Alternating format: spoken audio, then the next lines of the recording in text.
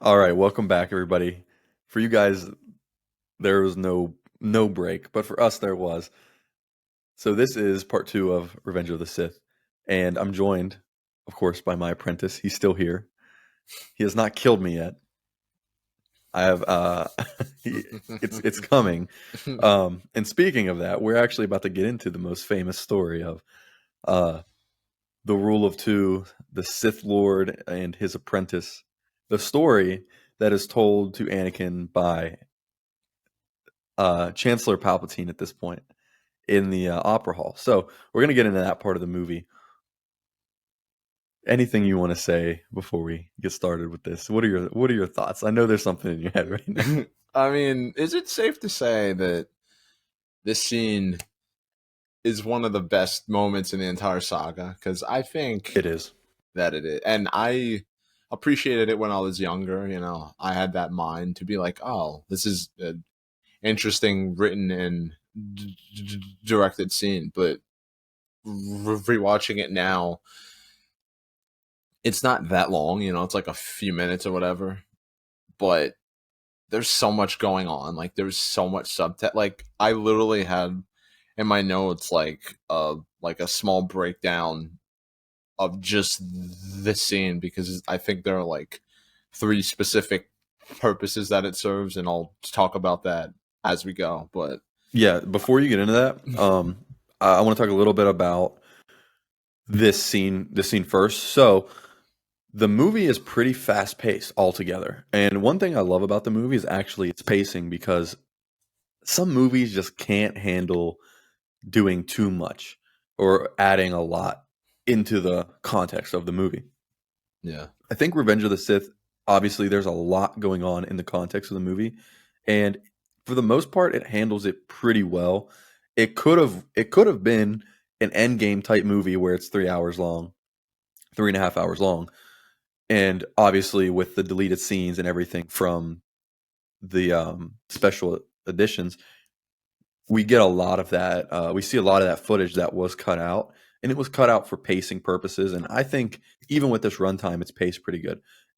Long story short, there's a lot of action, a lot of fast paced scenes going on, but the movie slows down when it gets to this point. This just with the atmosphere going on in this opera hall that George creates, he kind of thought of it overnight in the commentary. He says he wanted to switch up um, just having Anakin have another conversation with Palpatine in Palpatine's office. So he thought of what could be something cool, and like he said, he loves to explore the cultures of people. So he thought about what about the Mon Calamari, Admiral Akbar's people? What if he had them perform some kind of you know opera within the within Coruscant, whatever, in an opera hall. It was a cool idea. So he kind of just made this up overnight and got the ball rolling on this pretty quick, um, because it was just a kind of a spur of the moment idea that he had, and I think it worked out pretty well. And before we get into the opera itself, on the way in, when Anakin's running in, you actually see George Lucas. Did you ever notice that?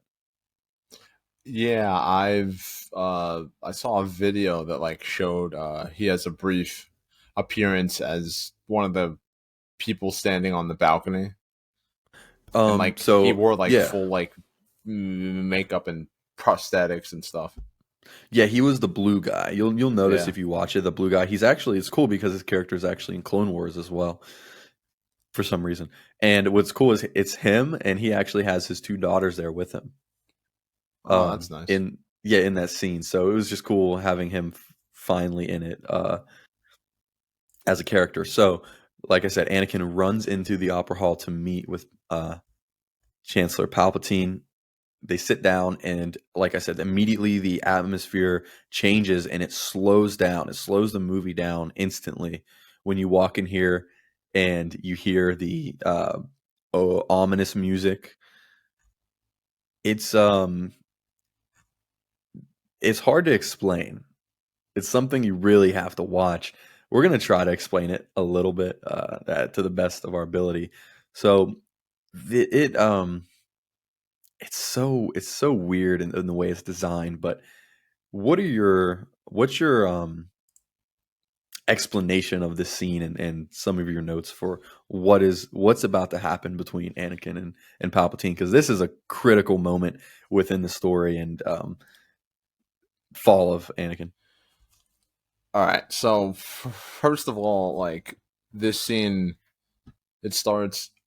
I don't remember. It's essentially, correct me if I'm wrong. I don't remember the exact wording, but it's basically like Palpatine's talking to Anakin, and he's like, "Yeah, I have the feeling that the Jedi are trying to, like take total control of the Senate and stuff." And then Anakin's like, "What? What are you talking about?" And then he's like, "Yeah, no, the Jedi use their power for good, because I mentioned in the first part of this that he's essentially like that indoctrinated religious person, like who was only taught his beliefs, and so anytime somebody challenges them, he's immediately just like, no, that's not, no, you're wrong, that's not, no, that's not what it is, shut up. And then Yeah. so it's interesting. Palpatine says, search your feelings. Who else tells him to search his feelings? Obi-Wan. That's Hmm. a interesting parallel that I didn't notice. And then when they're talking about good and evil, Palpatine says good is a point of view. Like again, Like, yeah, there's a scene like later Obi-Wan. where when he talks to Anakin in his throne room, and he's like, if you're gonna understand the Force, you can't just view it through the views of the Jedi and their You dogma. can't You look at have to one have it aspect. all Yeah. rounded. So that's interesting. But I feel like this speech, the Palpatine story of Darth Plagueis the Wise. It's not a story the Jedi would tell you. It's so okay. So you know how I said Anakin had an amazing monologue at the end? It's only topped by Ian McDermott right here. Oh yeah. It's fantastic. So I feel like this story serves three main purposes. Okay. So one, because it's interesting, Palpatine only starts telling the story because he's like, like trying to convince Anakin that the Jedi are, like power hungry and stuff.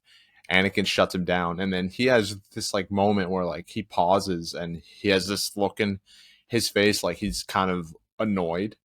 And then so in my mind he's like, okay, I'm trying to I'm trying to make him share my opinion on this. He ain't buying it. I got it. I know what I'm going to do. I'm going to tell the story. So he tells the story, and so one, it's a metaphor for the Jedi because he talks about how Plagueis became so powerful that he was afraid to lose his power, which is what he says about the Jedi. Two, it entices Anakin with the powers of the dark side, because he's talking about, oh, Yeah. Plagueis got so powerful that he could save people from dying, huh? Wink, wink, wink, huh? Nudge, nudge. So, he knows that if he brings that up subtly, Such a Anakin will slimy dude. take the bait like a fish, like he'll bite on the worm and then Palpatine can reel him in. And three, it subtly reveals Palpatine's true nature, which I love. Like, he knows, I feel like he's confident enough to be like, if I hint at who I am, Anakin ain't gonna do anything. He's a little wimp, he pretends to be tough, but he ain't gonna do shit. He's weak, whatever. I got this. So, it's like this scene, there are like so many things happening under the surface, but if you just look at it in its most rudimentary way, it's just exposition. It's just two characters talking and then one of them telling a story.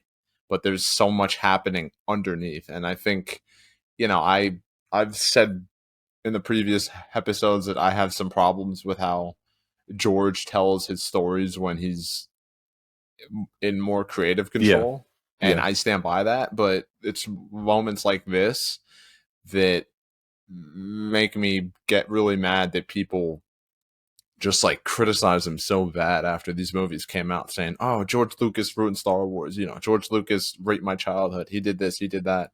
And it's like, yeah, he did screw some things up, but like, you can't. I don't see how people could watch the prequels and say that he didn't still do a lot of really good things. And I think this is one of the best things he did, in my opinion, and shows that he's not a hack. You know, he lost his way a little bit, but you know, every creative's gonna make some mistakes, you know, miscalculate some stuff, but at the end of the day, he still knows how to tell a damn good story. So that's what this is. I think this is, you know, just like a great example of like what George can do when he's on his A game. So That's I you know I'm thinking of that aspect now of kind of just outside of the context of Star Wars, what George really accomplished with this scene because he, like I said, he uses a lot of visual um, exposition, not just by dialogue, but in this he wanted to stop here to insert dialogue, which in this it's an anecdote or I guess um the yeah. backstory And of then Darth there's an Sidious. interpretation. I've heard this. I'm pretty sure you have probably too at some point. I think it like it was kind of shown in a comic or something, but it was like more of like something that Anakin was seeing in his head. Like it wasn't necessarily like presented as fact, but people kind of ran with it. But Yeah, like when Palpatine says like Plagueis could influence the Vetachlorians to create life, he looks at Anakin when he says that. So then yeah, some people have the theory because in Phantom Menace, Anakin's mom says he didn't have a dad. I just carried him, and that was it. You know, and she doesn't really know how he came to be. And then some people were like, "Did Palpatine have something to do with Anakin being born?" And I don't. I'm curious, like, if you've seen anything about it that like so it's like all I yes or know, no, or if it's just yeah, one of those things that's just kind of floating in, you know, the ether. that's a great question to bring up. Really, really good question. So it mentions, I believe it mentions this in the Plagueis novel. I need to actually read through the novel myself, but what I think it says is that Plagueis was the one that manipulated the midichlorians in Shmi. It could have been Palpatine, but I believe it was Plagueis. Hmm. I believe, but either way, that is the case. It's a lot of revisionist history going back and just ignoring that aspect of Anakin, that he was created purely by the Force. Um, you know, but Yeah, that's the canon for it, I believe. I think So that's actually one of my.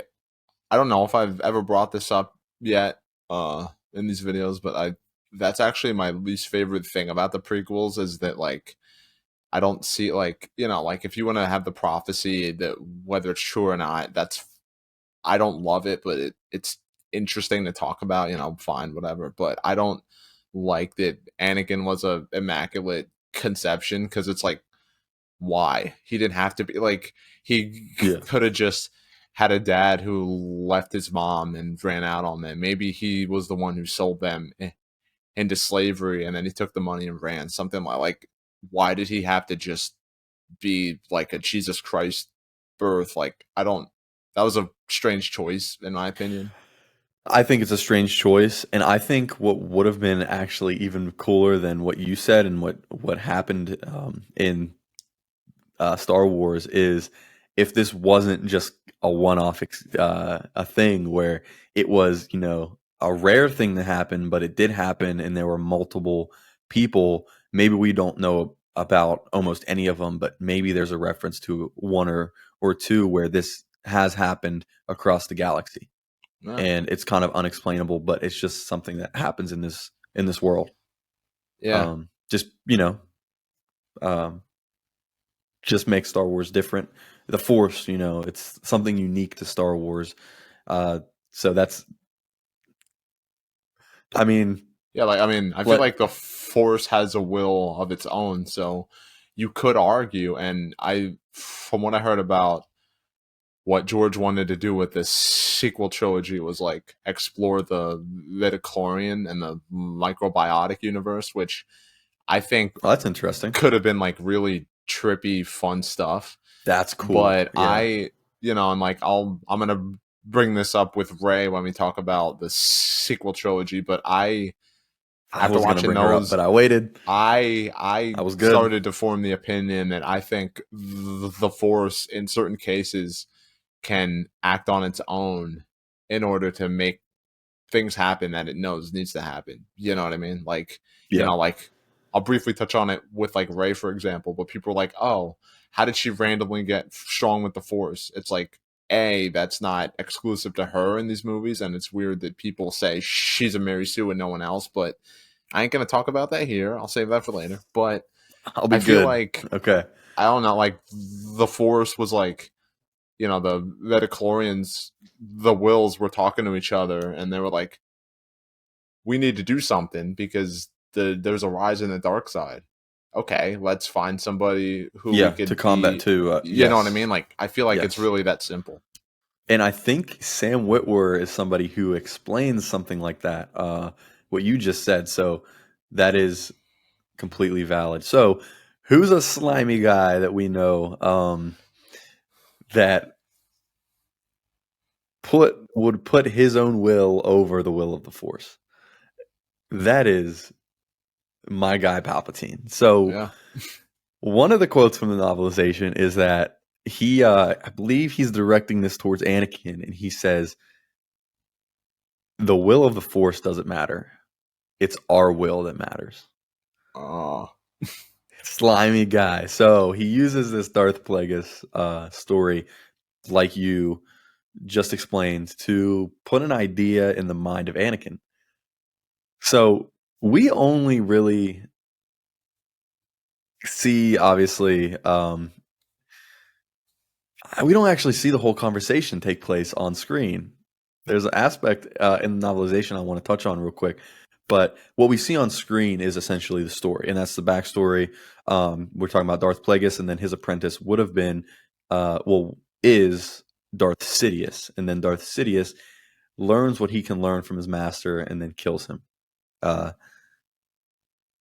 and he learns the ability of how to cheat death. Um, so Anakin is obviously enticed by that because, like we said, with the stages of a tragedy, he is chasing this MacGuffin, and that is the power to save the one he loves, which Palpatine ends his story with that. Um, he has the power to save the ones that he loves. So go a little bit further in this conversation in the novelization by Anakin questioning a little bit of the story. And I think this is really interesting. So I'm just going to put it out there. Here we go. Anakin says, "What about the apprentice? What happened to him?" And Chancellor Palpatine says, "Oh, him? He goes on to become the greatest Dark Lord of the Sith have ever known." And so Anakin murmured, "It's only a tragedy for Plagueis. For the apprentice, the legend has a happy ending." And that's huge because not only does Anakin realize that he as in Palpatine knows the secrets of the Sith to save the one that he loves, Anakin sees this as if he becomes his apprentice, like in the story of Plagueis. The master will die, and the apprentice will have the happy ending. So now it's And kind of isn't rooted in his that head.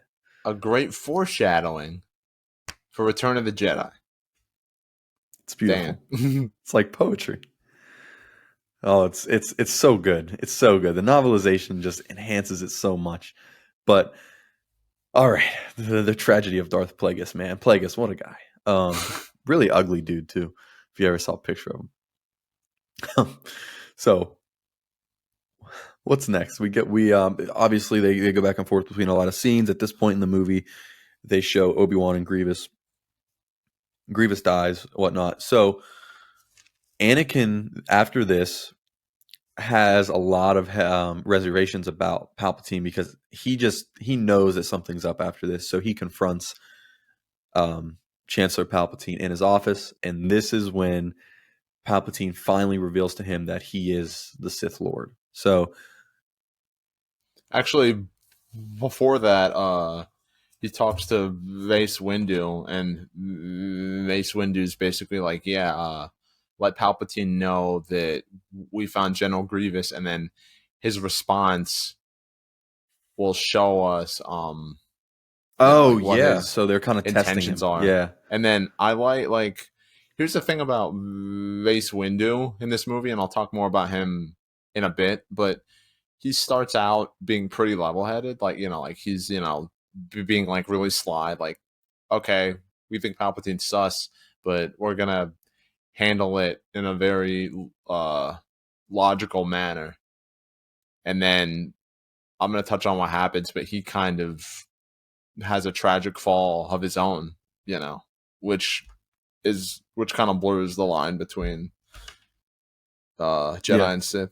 And then so yeah, so I do like too though that Anakin was like he he felt like upset that he couldn't be there with Obi-Wan on Utapau, like, and then that's just another example of like Anakin genuinely cares about Obi-Wan, and he wants to be a hero, but he keeps having situations that kind of stop him from being the hero that he wants to be. Yeah. Yeah, so then that's when he talks to Palpatine in his throne room, and I like it's a small thing, but like when Palpatine starts like talking about the dark side and stuff, like he starts So good. walking in a Yeah. circle, and then him and Anakin are essentially like walking in circles. Circling. And Yeah. I feel like that's kind of a metaphor for, well, first of all, like they're circling one another, like they're revolving around one another, because obviously what happens later, their Well, what's relationship throughout the rest of the saga. yeah, just a quick aside, the rule of two is super interesting with the Sith because there's always two. So the master knows that the apprentice is at some point going to turn on him. So it's not like this partnership. It's this um, mutual Yeah. alliance for the time being, I guess you could say, which is why Well, um, Palpatine says something later I'm going to reference that I feel like kind of fits that mindset a yeah. little bit. And that's just interesting how the Sith work in that way. So it's cool to just see, even though yes, Anakin becomes his apprentice. It's they have this. Anakin always has this kind of animosity towards him. Yeah. Uh, yeah, which I like, and it's cool when you see it Well, explored in canon. speaking of that, I'm glad you brought that up, because when once like Palpatine's like, yeah, I'm the Sith Lord, biatch. What are you gonna do about it? And then Anakin draws his saber, which isn't a Jedi move, even though we see Jedi do it. That's not what they're supposed to do. They're supposed to be reactive, not proactive when it comes to violence. And then Palpatine's like, are you gonna kill me? And then, interesting line from Anakin, he says, I would certainly like to. Now, I love that line. I we love know it, but he that can't. He he can't. sees Palpatine as a friend. He cares about him and wants to protect him. That's why he does what he does, especially later. So I was wondering at that point, why did Anakin say that? Why would he want to kill Palpatine? Well, I had Okay. this thought, and it kind of, so I've we've been talking about Anakin slowly losing control of things in his life, and Yeah. I feel like him saying that, at least partially, I'm curious to know what your take is.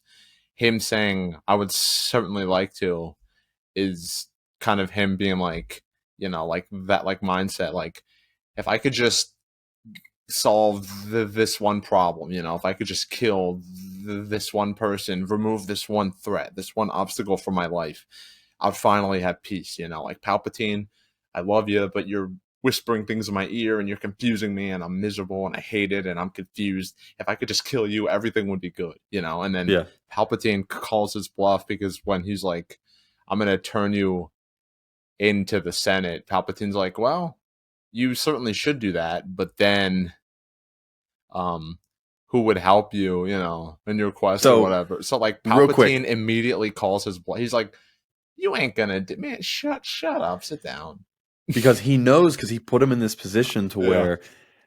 where the only thing that Anakin needs is the power to save Padme, and the only person he can get that knowledge from is Palpatine. And I have a quote from the book real quick.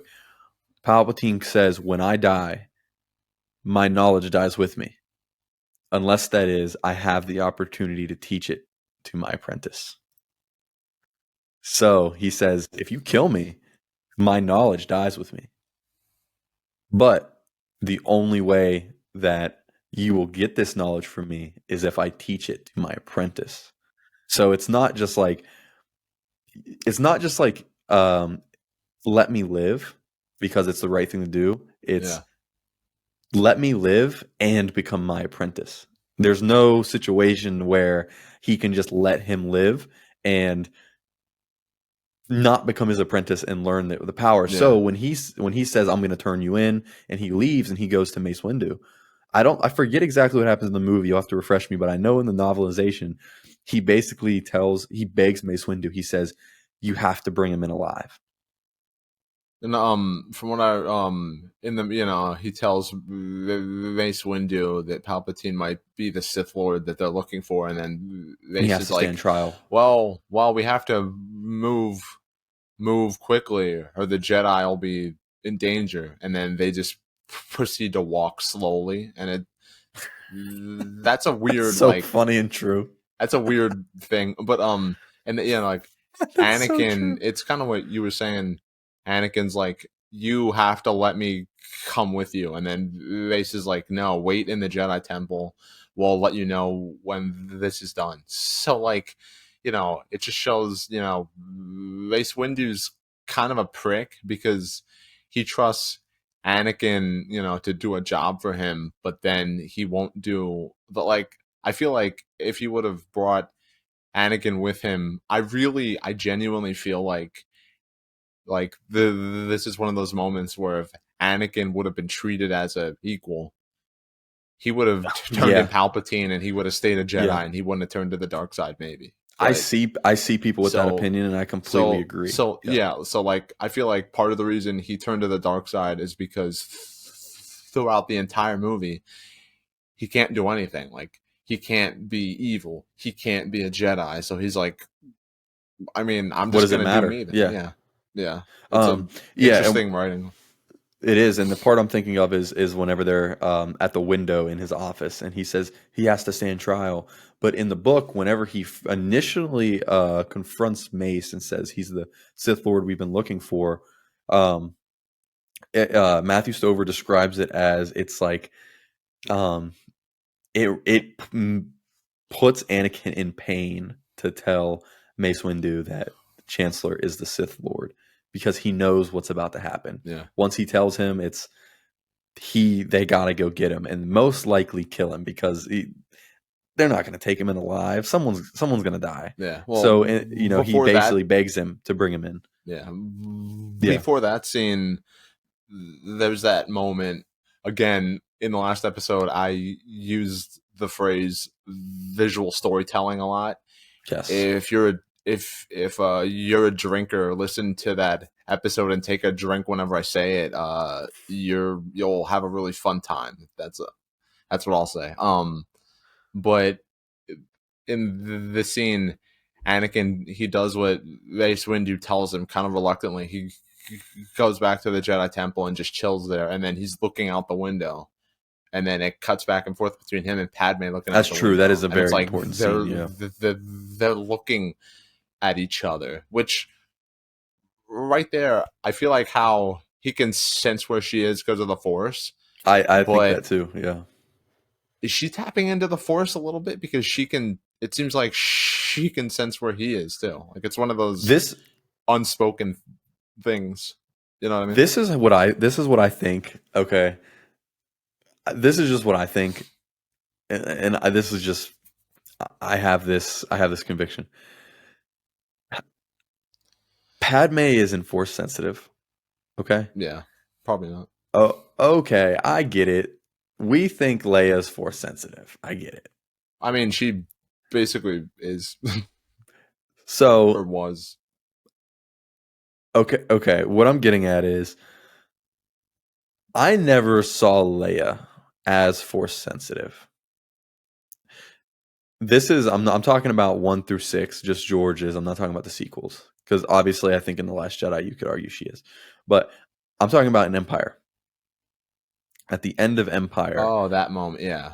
and I'm bringing up this moment for a reason. They kind of retcon that in Return of the Jedi a little bit, but yeah, I get what you're saying. So, yeah, so I always saw it as whether or not it was Luke reaching out in the Force or the Force kind of doing it for him in that moment, Yeah, that's what happened. And I feel the same way in this. yeah, That it was Anakin reaching out to her in the Force, or it was the Force at large connecting them two in that moment. yeah. Not, you know what I mean? That's just how I see it. That was just like a fun thought that I had It's a that I great figure I'd scene. bring Yeah. up. Yeah, and then so you So know, real quick on that, in the novelization, just real quick, it says, um, in that moment when he is looking out the window and he's looking at Padme, he is right there. He is weighing the decision between the Jedi Order and Padme, and in his mind, there's no comparison. yeah, There is no that's debating. what I was about to say. Yeah, Like, I'm glad you brought that. Like, like he does what he's told. He goes back to the yeah, Jedi Temple and then chills, and then his weakness, his Achilles heel, the tragic hero's Achilles heel is love or passion or pride or something that they can't let go of in themselves, no matter how hard they try. So he senses Padme there, and then he's like, nah, screw this.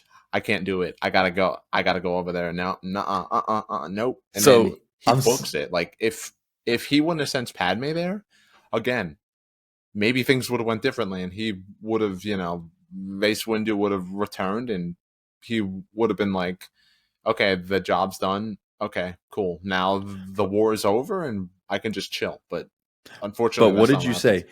He is scared, he's paranoid, and all of this. Yeah, So this is the nightmare stage in the tragedy. And what the nightmare stage is the tragic hero's plan is unraveling.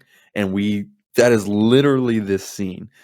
He he wants to he wants to learn from Palpatine, but he can't because he's a Sith Lord. So he goes and tells Mace Windu, but Mace Windu is going to go kill him, but he wants Mace Windu to bring him in alive. So his plan is completely unraveling, and he can sense that an opposing force or fate is closing in. Which obviously the opposing force would either be, however you want to look at it, Mace Windu or Palpatine or the fate, and the fate closing in is Palpatine dying and him not being able to learn that, or him falling to the dark side or whatever, however you want to look at it. And he's increasingly paranoid and living in fear of what is to come. And that's him in that moment in there until he makes that decision to yeah. go to the office, Which then which bring we'll get into. he shows up at the office and then sees the aftermath of the fight. This is so good. Palpatine's laying on the floor. Mace has a saber. He's dead to rights, and then Real he's quick, okay. we back up a little bit. We got to talk about when all three Jedi masters walk in the room. Oh yeah. What do you think about this with the Palpatine death scream and the Jedi Masters getting slaughtered? Well, the one green dude, I don't know his name, Kit but Fisto. it's like a meme at this I point that love Kit like Fisto. he No. got killed just like looking at something. I don't know Dude, what the hell he was paying attention to. he Maybe he was a was beast in the having an off Tarkovsky day. show. Yeah, he's just Maybe. like they all draw their sabers. Palpatine, draws his saber and initiates a fight. Kit Fisto's like, I think my mom's calling. Oh crap, I'm dead. And it's like, what happened? Hey, Like, what'd you say? that's a weird. They're like the Yeah. you know, it's like I like this scene, but you could tell, because Ian McDermott was, he's old and stuff, that he can't really do this choreography. So the editing, it's a little weird. Like there are a So few frames where you can clearly see CGI model Palpatine for like a few frames, and I mean, it's better than stuff in like Attack of the Clones. I'd say like it's certainly smoother, but I mean, yeah. it's still a great like that iconic exchange. Mace is like, in the name of the Oh yeah. Senate, and then he's like, I am the I Senate, am and the Senate. then Mace is like, not yet. It's Not basically yet. like, It's so good. you think you're more powerful than you are, mother effer. No, no, You're nope. not. So I want to jump in for this exact moment because there are some explanations out there, some fan theories, some headcanon of what was going on in this scene. So some people say that it is a Sith force power that scream disorients people, which is what happened. That's one. Another one is that Palpatine was moving so fast that the Jedi couldn't react, and that's just how we view it. We viewed it on screen. Was we basically saw it in slow motion, what was actually happening. I don't think any of this is confirmed. I can't remember what George Lucas said. I think all George Lucas said was basically what I always thought was that the Jedi were just so caught off guard that he was actually the Sith Lord and that he just started spinning and screaming that they just got caught off guard. Yeah, I mean, he I is mean, that's what acting a happens. little weird in this scene. Like they're like, those like awkward close-ups of Ian McDermott just like Yeah. thrusting his saber, like it's a little goofy, but I mean, it like, if it was like Obi-Wan or somebody being that way, I'd be like, oh god, this sucks. But like it's Palpatine, so I'm like, Ian pulls it off. whatever, whatever. Like Yeah. it's like, I don't care. I've always really liked this scene, even as a kid, because like there's a lot of dramatic weight to it. So they fight, and then Mace disarms him. They slice through the window.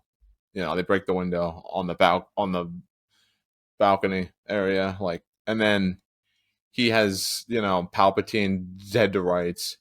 Anakin comes in, and then he's basically like, I need him alive. No, not like at first, like Mace is just like, he's just has him there just so he doesn't run away, and then Palpatine's like, oh, Anakin, I told you they're trying to take over. Help me, help me kill this guy. And then Mace is like, no, Anakin, don't listen to him. And then, So can I yeah, yeah, let go me ahead. jump in real quick because you got up to the part where, like you said, Mace disarms him, has him on the ground, dead to rights. Anakin comes in. So what was going through Mace Windu's mind when he walked in and Sidious slayed the other Jedi Masters, and it was just Mace.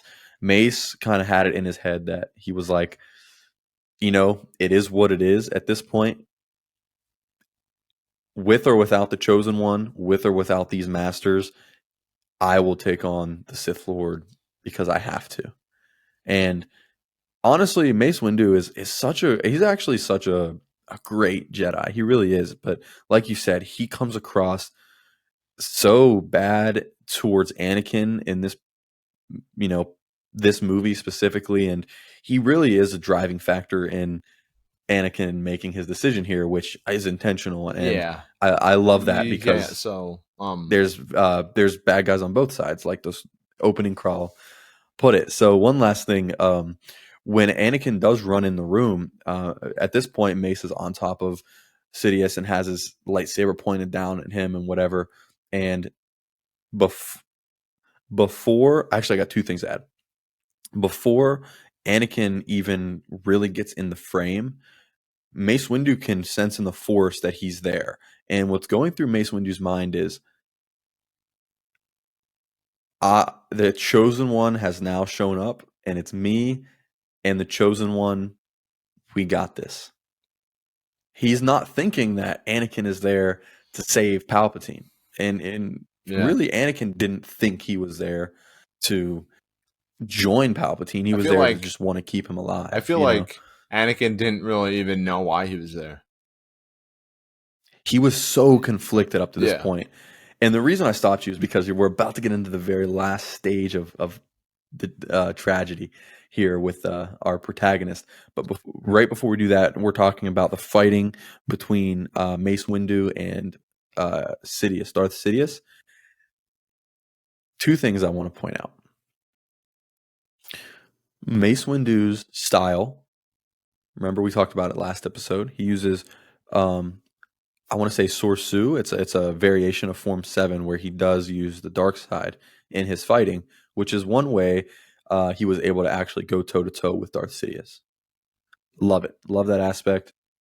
Honestly, this is a great duel. There's a lot of duels in the prequels, and especially in Episode 3. There's like a lot of duels, but one of my favorites is actually seeing Mace Windu fight Emperor Palpatine, Darth Sidious. So Yeah, I good. mean, he has the upper hand, so like that show Yeah, because that in shows his strength. in Is you Attack know of what the I mean? Clones, Obi-Wan, I think, says, doesn't he say to Anakin something like, or is it Palpatine that's like, if you keep up your training, you could be a better swordsman than Master Yeah. Windu, or something like that. Yep.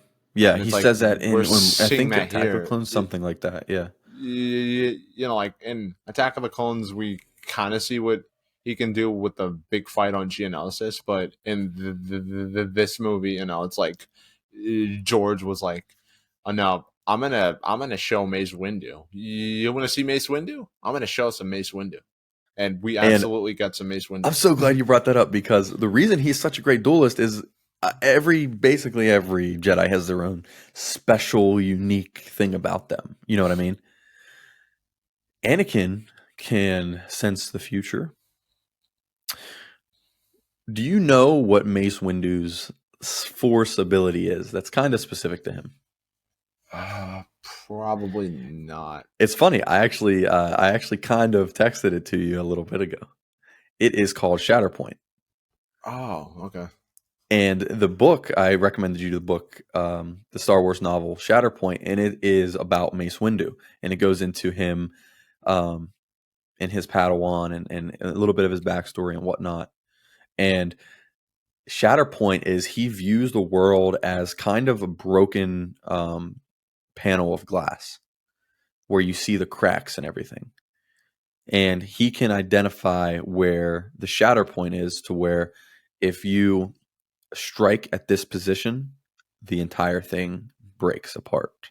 Oh, So that's what makes him such a great duelist, and you can see it in the fight with Django, actually, and of course you can see it in this with the fight against Darth Sidious, where he knows, um, he just knows where to strike. He knows how to take people out and what to do, and yeah.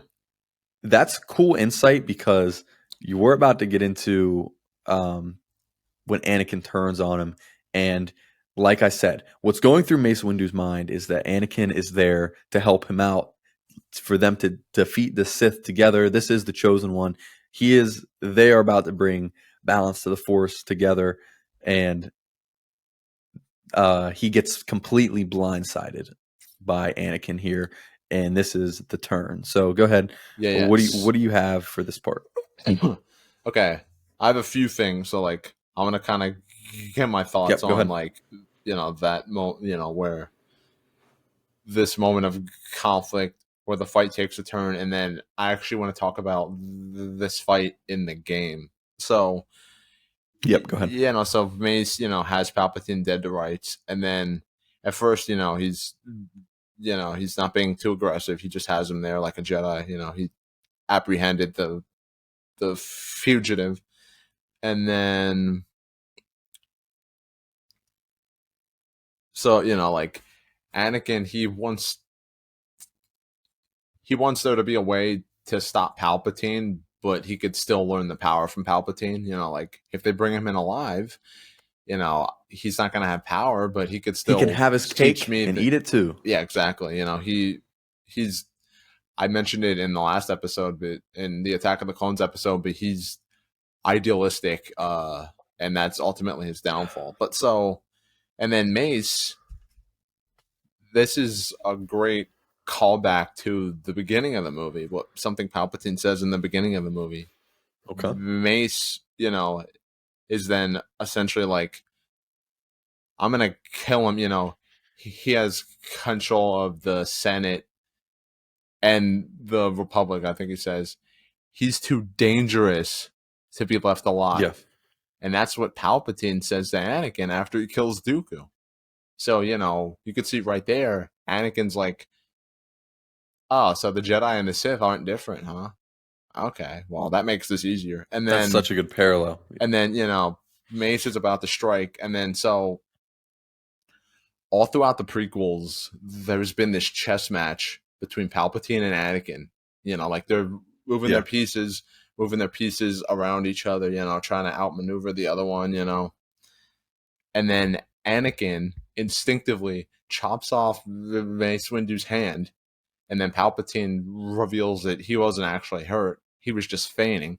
Shoots the lightning, throws Mace out the window, and then Anakin's immediately like filled with regret. He's like, what did I just do? And then so that's the moment, Anakin oversteps, makes himself vulnerable, exposes himself, and then Palpatine chooses that moment to be like, checkmate, bitch. Now you're mine. I got you. You're my pawn. I win the game. And real quick, I want to talk about this in the game, because in this sequence, actually, this leads first, Anakin and Mace Windu actually have a fight. It's a boss fight. You play as That's Anakin awesome. and fight Mace Windu, and they go outside, and they go to different areas, and then they make their way back into the throne room. I mean, Palpatine's office, and then it shows that scene where he chops his hand off and he dies. So I wish Mace and Anakin would have fought. I like that better in the video game, That because would have been cool. it expands. Hell yeah, dude! Oh god, that's just sick. Well, you got two of the best. I love that. Honestly, part of the game. honestly, it's like, okay, yeah, Obi-Wan versus Anakin is good, but imagine Anakin versus Mace Windu. I'm telling you, dude. And then so, it's crazy too, because in the moments leading up to when Mace is about to strike Palpatine, ironically, Anakin is more of a Jedi than Mace Windu. Because Mace I always thought that, really power hungry. He's like, up until this point, he's been following the Jedi code, and then now he's like, I'm just gonna kill him. And then Anakin, rightfully disarms him because he's not following the Jedi code. But then, unfortunately, Palpatine checkmates Anakin, and now Anakin has no choice. And at this point, he's so defeated and just like, so, he's just lost in his mind that Palpatine says, oh, actually, I don't have the power to save people from dying, but if you work with me together, we can figure it out. And instead of Anakin being like, oh, so you lied to me and I did this for nothing? Well, I'm just going to kill you. Screw off. He's like, okay, whatever. So Anakin's so defeated at this point that even when he finds out he was lied to and he was deceived and he did all this for nothing, he's just like, I got to do what I got to do. I mean, I can't be a Jedi anymore, so I got to follow you, whatever. But that reaction, I love it. It's so realistic, though, because he's not doing the rational thing. You know what I mean? He's doing the rational thing, which people blast this movie for. But think about it. Just stop and think. I've heard the criticism. How would you react? Oh, why did Anakin? Anakin's so stupid that Palpatine says he was lying, and he's not like, oh, what? Wait, you were lying to me? Okay, well then I'm gonna kill you. Nah, screw this. But realistically, if Anakin would have still stayed a Jedi at that moment, eventually he would have been questioned about what happened with Mace Windu, and then he would have had to lie. Eventually he would have gotten found. Palpatine says that. Yeah. He's like, you were the only one who wasn't supposed to know what happened here. You know, like if if the Jedi find out, they're gonna. It's just like I feel like Palpatine was just like spewing BS here because he's like, yeah, if the Jedi find out what's gonna I happen think that here, too. Yeah. they're gonna kill all the senators, and I'm just like, what are you What? talking about, my guy? But Like, Anakin's in such a broken state. He can just do whatever he wants with him, and you get that from Anakin. yeah. He's yes, master. You know, he's all in at this point. I want to talk real quick Oh, because I'm well, glad you wait, real quick, because go ahead. I like mention like the metaphorical chess match. Yeah, Palpatine won the game. He won the chess match against Anakin, and what does he do immediately after that? He tells Anakin to go and kill the separatist, and he's going to take care of the. yeah, He won the game, and now he's clearing the board. yeah. That's so. That's why I say he is the greatest villain ever. Yeah, He is the greatest villain ever. And I'm so glad all you did was just glance over that part that was like, oh yeah, he was just acting. Because people debate that.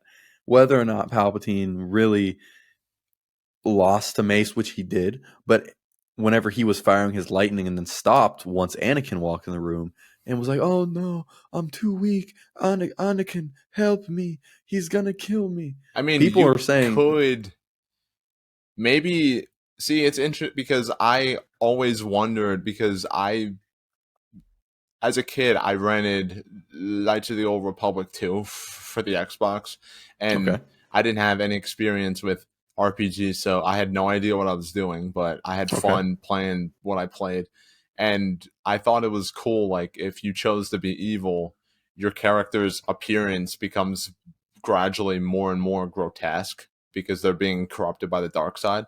So I always just, like, thought, oh, Palpatine, you know, the reason he looks the way he does later is because of, you know, the Force. You know, he was slowly corrupted by the dark side. But then when he's firing the lightning, his appearance changes, you know, to the old wrinkly guy. So I want to hear your take now that you brought that up. I'm wondering, was that somehow his true appearance that he was hiding and he's actually really old, or was he weakened temporarily, but then he tapped into so much dark side power to like strengthen him again that it like rapidly aged him in real time? So here's my take on this. The dark side is a path of very strange abilities. One of those, I believe, is would be concealing your identity. Yeah. Because, like you said, the dark side corrupts, and that is a trait. You get this literally see it at the end of the movie with Anakin's eyes turning at the very end of the movie while he's in the lava. If you notice, his eyes turn. So even Anakin, his human, um, the human aspect of him starts to change. And we know that Sith eyes are a thing, but also the more corrupted you are, the more you're going to look something like a Palpatine or Plagueis or you know, Yeah. there's so many examples. You know, it's funny in the Kingdom Hearts series, the characters that have the power of darkness, they also have yellow eyes. Yeah, And so Tetsuya Nomura, the creator, is I think he's just. Oh no, wait, no, it's the Final Fantasy producer who's a Star Wars fan. But still, that's a interesting Square parallel Enix, between yeah, Star Wars and Kingdom Hearts. I just wanted to throw that in that's there. But that's that's it's amazing. So I think I don't think it aged him in real time, but I want to say it is a fact though that Mace Windu was directing the lightning back at him, yeah, and the lightning was literally burning him, like in literally like affecting his body, because we do get to see when Anakin chops off Mace Windu's hand, the lightning strikes Mace Windu, and you could see the lightning go through his body. So Mace Windu was actually diverting it back and hurting Palpatine, but at the same time, um, you know, Palpatine was really tapping into the dark yeah. side and I think he revealing. just Yeah. his true Darth Yeah, Sidious yeah. I think he just like appearance. used up like I think he in my head he was weakened, but then he like tapped into that reserve power that he had been using to like hide what he really looked like, and then that's why his true appearance is revealed. Basically, like he kind of like you know what I mean. Like he drained himself of that extra power, and then it's like, well, I'm fully exposed now. You know. So here's the mic.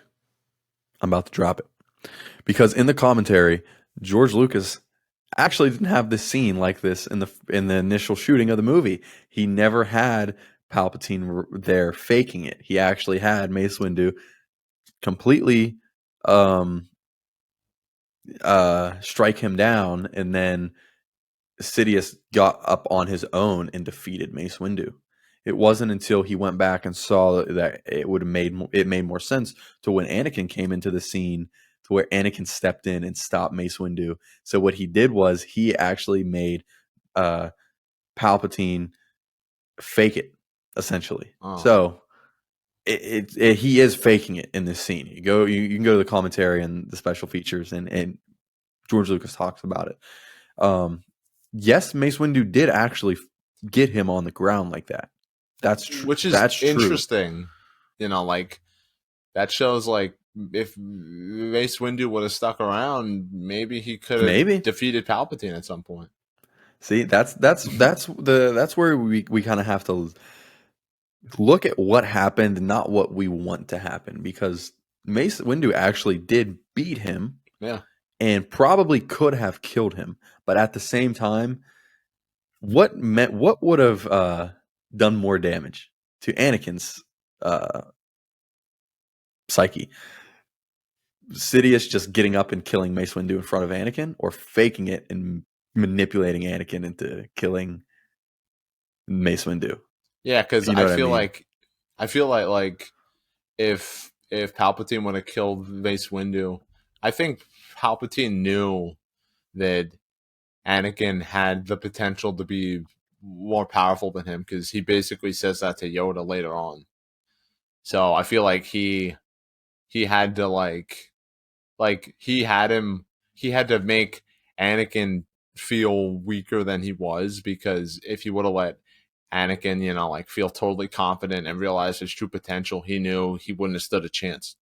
So that's a interesting like multitasking essentially. Like I need to keep this person subservient to me, not because I think they're weak, but because I think they're strong. But I don't want them to know they're strong. Like that's a interesting little layer instead of him just because like we see in a lot of media, like like the villain thinks their sidekick or whatever is just weak, and they're like, screw you. They underestimate him, like Snoke and Kylo Ren, kind of. But I feel like Palpatine, it was the opposite. He's like, I need to make sure that he feels weaker to me because he could kick my ass. Which is why he gives him the Vader suit. He intentionally makes the suit to where it inhibits Anakin's movement and his breathing That's interesting. to keep him from being able to actually overthrow him. Yeah. I was going to get into that later, but I'll just say it now, and we're about to get to the crowning of Darth Vader himself. But first, I've been wanting to talk about this for so long, and I want to shout out Nick Gillard. He is the fighting choreographer for the prequel trilogy. He is the man. He kills it. He does such a good job with these duels. And him and George Lucas actually had a ranking system for the power of all the people in Star Wars, and they did it by a 1 through 10 scale. So it's funny how you got into that about who's more powerful and whatnot. So you can look it up, whoever can look it up, and you can see that there's power levels for each of these people that they had while filming, because they had to make sure that if one was stronger than the other, they had to make it so, well, if Sidious is this strong and Mace is this strong, how do they make it believable when one beats one another? And then there's factors in that, like the light side and the dark side, because Anakin, I believe he was like a 7 or an 8, but when he tapped into the dark side, it took him to a 10. Mm. So they explain it literally with numbers like that. So um, that's really interesting, and that's something that obviously you can go look into at some point. But um, yeah, they talk about the power system in that type of way, like you were just talking about. So that's that's the movie up until this point. Now we have Lord Vader and Darths, the names, Sidious, Plagueis, Bane, Kylo Ren, uh, Revan. You got all these people. Tyrannus. Tyrannus. Um, you got all these people, right? They have these weird names. Do you know why it's Darth Vader? I mean, Vader's means father in German, but I'm not Yes, sure if it's that has German anything Dutch to for do with it. father. Yeah. That's all it is, I believe. That's all George, I guess, wanted it to be. I mean, there's probably some in canon reason or whatever, or not. But yeah, here we get the father, Darth Vader. What do you think about this moment from here on out? We got the duel's over with, so now you got into it a little bit of, Sidious talking about, okay, well, once the Jedi find out what happened, they're going to come kill all the senators. Yeah. In, thanks Jar Jar, and they're going to kill Anakin and Sidious and whatnot. So what he does is, you're right that he tells him he has to go eliminate the separatists, clear the board, but he also has to go destroy all of the Jedi Yeah. So and potentially any younglings that may now hunt them down in the here's future. That's what here's happens. I had this thought when I was watching this part. So Okay. I might be I'm somebody that like really likes to look at like the nuance of things, but I could totally be overthinking this, but it's a interesting thing I thought of. So Palpatine, he never specifically tells Anakin, he tells him to kill Jedi, but you would assume he's telling him to kill, the Jedi Masters, anybody who could be a threat, and he does that off screen, which Yes, I in the know. I game know. actually you have like a few boss fights with Jedi Masters. That would have been peak, because imagine like, imagine, like approaching like up and coming actors and actresses, or like people that have been around for a while, and they're like, hey, do you want to have a small role in my Star Wars movie and play a Jedi Master who fights Darth freaking Vader? That would have been Why amazing. didn't he do this? I know. I love the game, dude. Like it adds a lot of really cool stuff. But so, like you could assume, oh well, Anakin kills the youngling Jedi because they're going to grow up and become powerful, and he wants to prevent that from happening. But I noticed one boy talks to him, because he thinks Anakin's still there to help him because he's a Jedi. He's like, Yeah. Master Skywalker, what are we going to do? He's so cute. And have you noticed that kid looks a little bit like Anakin as a kid? He does. I noticed. I always So thought that. That's I crazy. had this thought, and it actually like messed me up emotionally, and I want to share that with you because I see you as a really close friend. So I want you to share my pain. Okay. Hit me with it. Tear What me if apart. Anakin killed the kid Jedi to spare them from possibly having to experience what he did? I don't have any reason to think that other than that kid looking like him and it That's being this like weird kind of parallel that I thought of. It's like, I wonder. You know what I mean? so. That's probably the case. Now, are you saying that to s- to spare? Okay. because There's two he things. knows like There's being a Jedi to him is, you know, pain and suffering. So maybe he was partially killing them out of mercy in a sense, maybe. Like if I wipe them out, you know, they won't grow up to be a threat, but they won't have to suffer, you know. Like I'm suffering right now. I don't know. okay.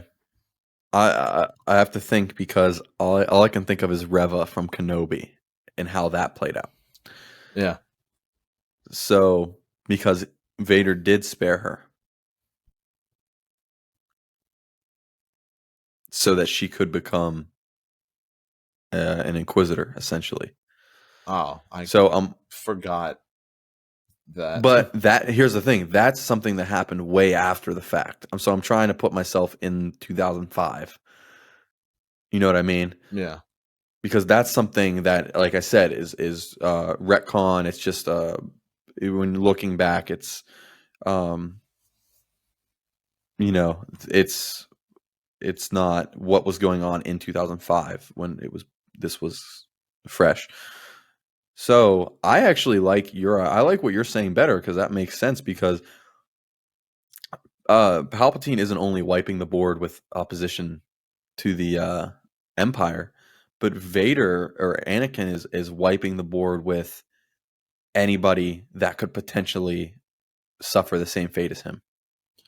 I mean, because like it's like I mean, because I even back when I was a kid, I was like, why'd he bother killing these kids? You know what I mean? Yeah, Like because I feel like, you know, like they would have, you know, because all the Jedi are getting wiped out by the clone troopers. They would have grown up probably with nobody to train them further, so they probably wouldn't have made it anyway. So like I can't think of a reason why somebody is like, I mean, Anakin's not necessarily a smart person, but he knows how to like plan stuff, especially later. So it's like it'd be you know, like I feel like that'd be a really stupid thing for him to do if there wasn't some specific reason why he was doing it. But I mean, I it like that. could very well No, just that's be way uh way more shallow than I'm thinking that it could be, but I don't know. no, I like that headcanon a lot, and that makes a lot of sense. Um, that makes a lot of sense. Now, going to the commentary with George, because why did George do this? Why did this happen? Why did this have to happen? George said that this, was crucial. It was crucial to have Anakin killing the younglings in this. And George said obviously he didn't want to show it. He wanted to obviously though allude to it and make sure that we knew that this happened because it shows. Like I said, if you remember, I said a little bit ago about how Darth Vader is the greatest villain, and why is he? Because George destroyed Anakin. He killed Anakin, and he said that this was crucial um, to the death of Anakin to show that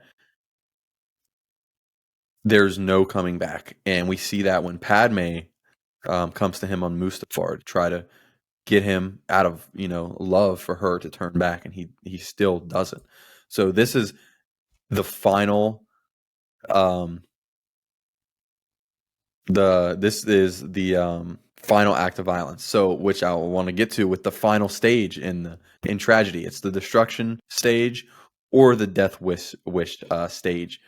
And our protagonist breathes his last breath, whether at the hands of his enemies or due to some final act of violence. And this, it's. I think in George's head, it was this. I think it was whenever he killed the younglings. And Or what's good. no, I'm sorry. I just thought like you could view him murdering these children, including one who looks like he did as a kid, as a representation of him Symbolic, yeah. murdering his remaining innocents. Yeah. That's what it is because it's when I read this definition, it is the protagonist breathes his last breath, and essentially that is Anakin Skywalker, even though he's physically still alive. Like you said, even though he's destroying every part of Anakin that is left in him Yeah.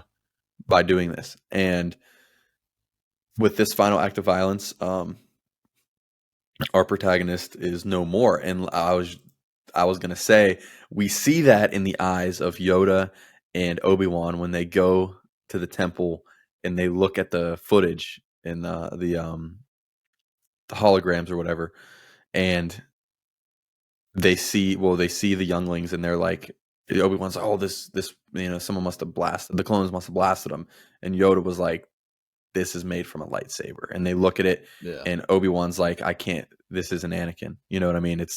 He's I I can't love believe Anakin would do this. this is something I never noticed before, but Obi-Wan's now having a moment of weakness, and then Yoda is telling him to search his feelings. Like it's like in this moment, Obi-Wan is kind of still a Padawan, you know what I mean? Like he's with Yoda having a moment of weakness, and he's, like we see him, like at a low point, and now he feels like, a student who is feeling unsure of what he has to, like he knows what he has to do, but he's scared to do it. And then Yoda's like still being a master and still, saying like, search your feelings and that's where you'll find him. Like I just thought that was like a really nice moment, like of drama for Obi-Wan. So I actually want to add on to that. You just gave me a great thought. Tell me if if this makes sense or not. Earlier in the movie, Yoda talks to the council. I think it's Yoda, and he says, "Well, Anakin's standing there.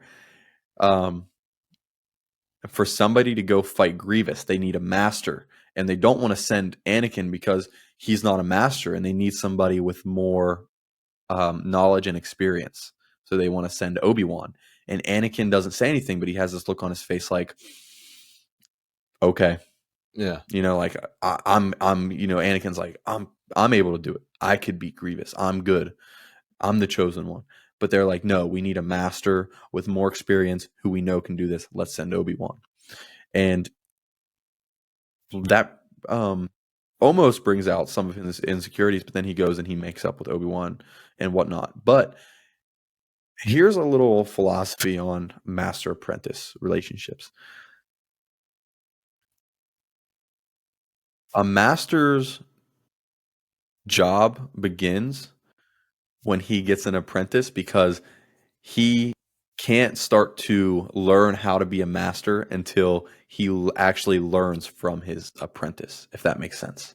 Ah, interesting. You know what I mean? So Anakin was never granted the rank of master because he still had more to learn from his master. Obi-Wan was at the point where he could be a master because he could now learn from Anakin.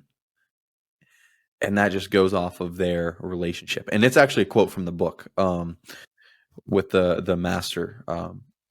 Obi-Wan being a master now that he's able to learn from his apprentice. Was able to learn from his apprentice. So I think that's what also puts Obi-Wan in a unique position to be the one to fight Anakin, which I can't wait to dissect that. Yeah, and so, so where are we at right now? What do you want to get into?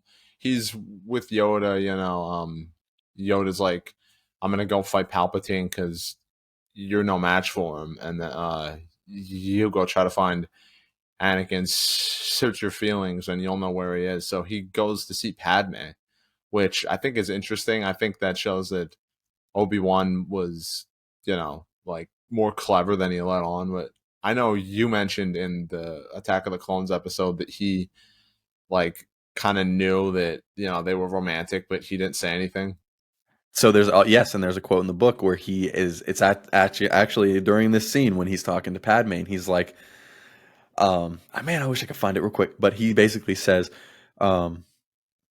he basically apologizes. He's like, I'm sorry. He's like, I knew about it. I chose to ignore it because you made Anakin happy, more happy than anything ever could make him happy. So I chose to ignore it. It's a That's great great. quote. Yeah. So So that but like he knew that it was going to lead to this because of the attachment and the fear to lose her. I think the scene where they talk actually has some pretty good layers to it, because like, like he's telling Padme, about like what's going on, and then like she See. I mentioned in Attack of the Clones that like I feel like part of the reason Padme like was drawn towards Anakin is because like he brings up that That innocent was such a good point. Yeah. idealistic part of her that she had to suppress. So I feel like in this moment it shows that she's clinging to a fantasy life. Like she's inside, she's a scared little girl playing make believe. You know, like she refuses to accept that maybe the guy she's with isn't who she thinks he is and who he's making himself out to be.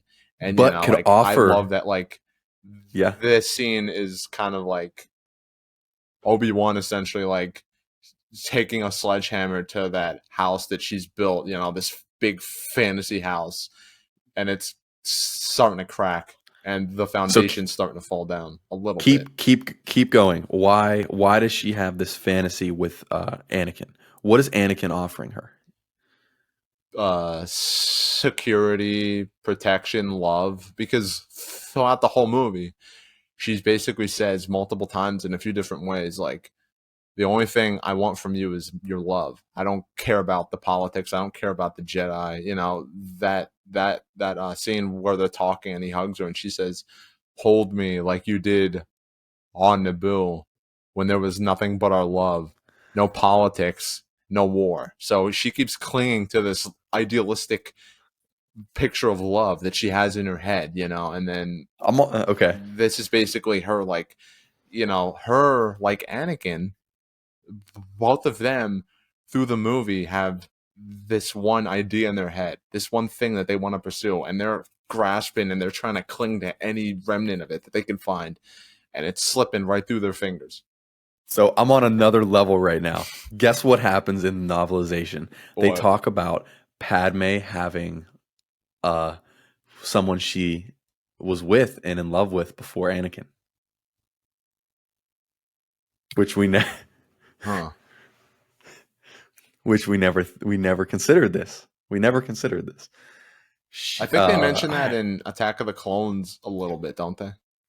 I don't think so. When they're Maybe, sitting at the but table, I thought because like, I think there's a deleted scene maybe, but I know like she mentions like what her type of man is, and then she's like, yeah, you know, you're this, right. this, this.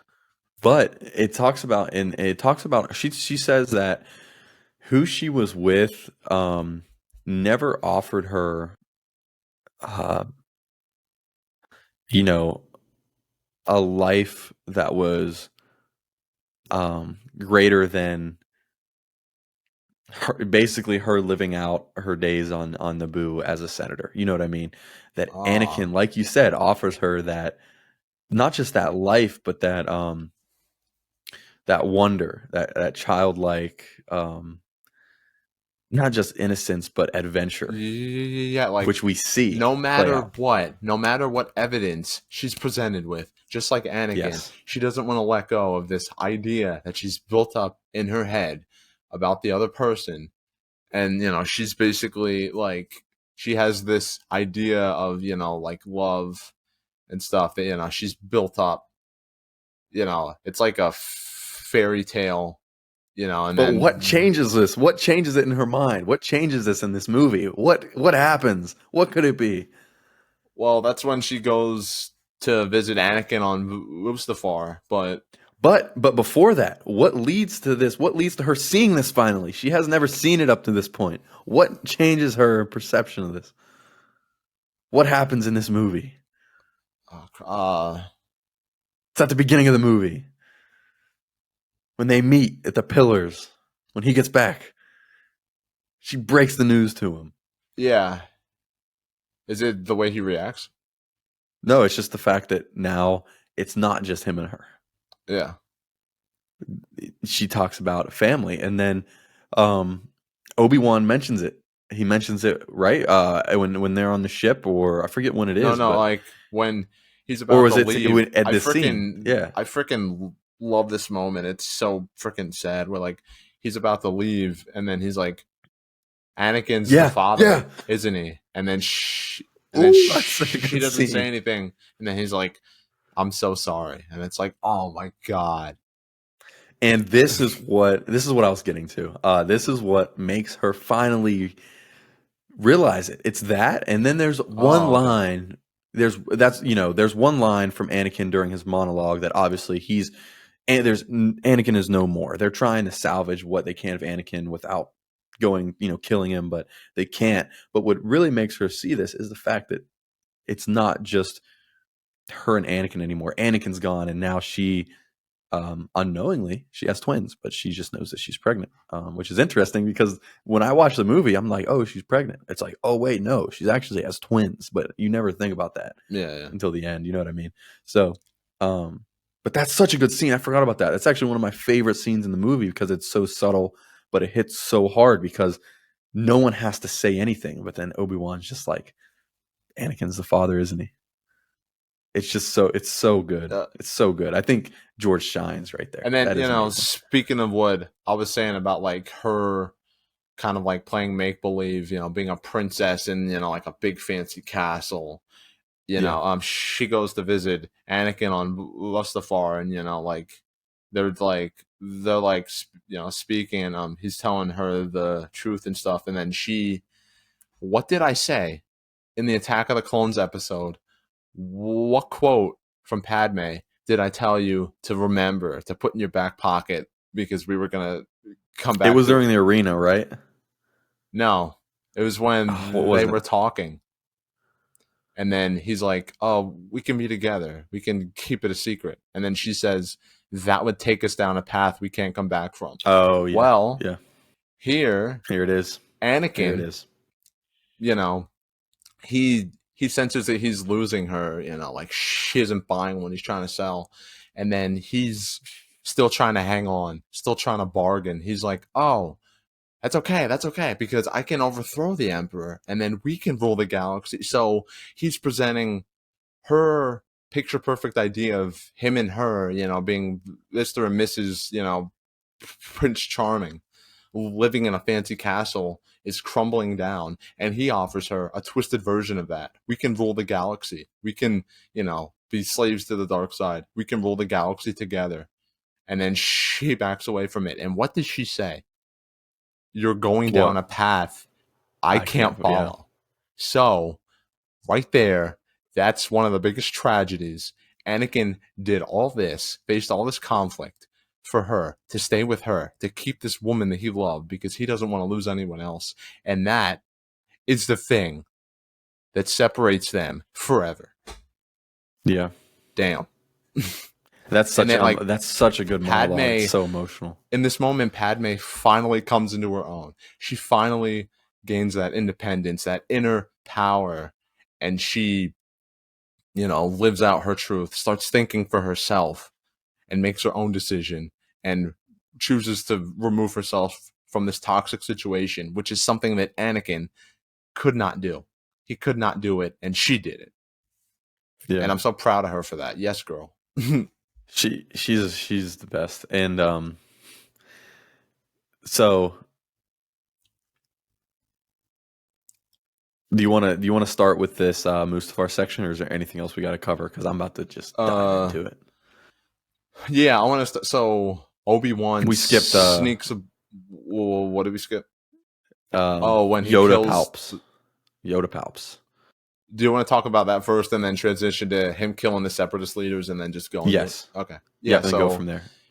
I